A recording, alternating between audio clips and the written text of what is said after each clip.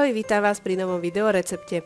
A keďže tu máme o chvíľu Vianoce, ukážem vám recept na vianočku, bez ktorej si ja osobne vianočné sviatky neviem predstaviť. Budeme potrebovať 500 g polohrubej múky, 100 g krupicového cukru, 120 g masla najlepšej izbovej teploty, 250 ml mlieka, 3 vajcia,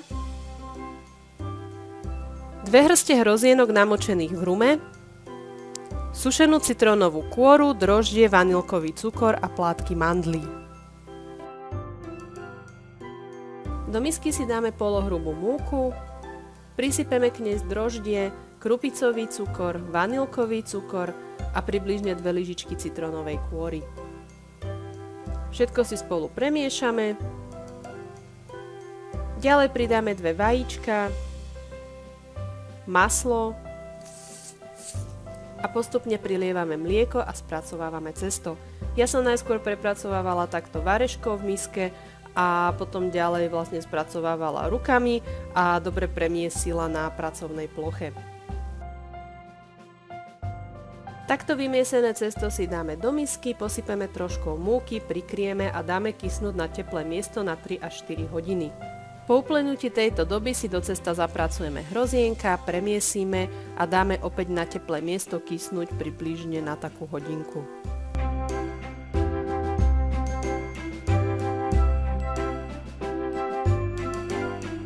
Po vykysnutí si cesto rozdelíme na 9 zhruba rovnako veľkých častí a vyválame si z nich rovnako dlhé pramene.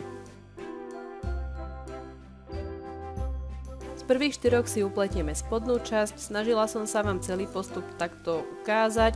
Ide vlastne vždy iba o to, že si vezmeme ten prameň, ktorý je úplne naľavo a postupne ho prepletieme cez zvyšné 3 pramene.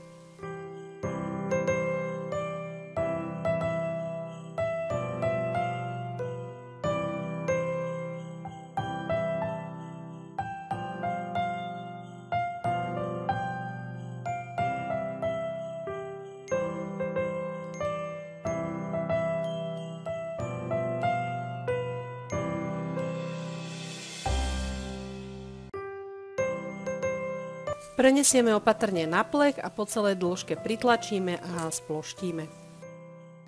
Z ďalších 3 upletieme druhé poschodie a to pletieme ako klasický vrkoč.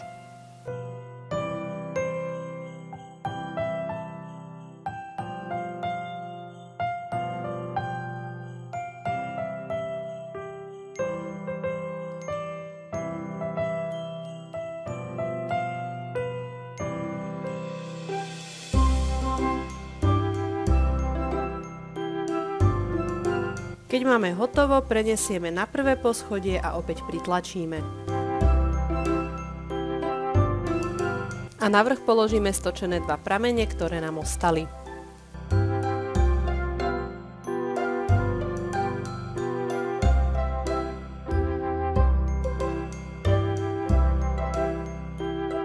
Ich konce si zahneme pod spodok vianočky.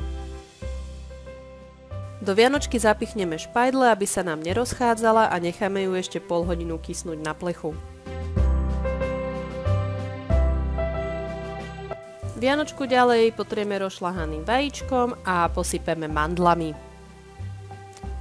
Pečieme v rozohriatej rúre na 220 stupňov 10 minút, potom znížime teplotu na 150 a prepečieme približne ďalších 30 minút. Hotovú vianočku si môžeme poprášiť cukrom.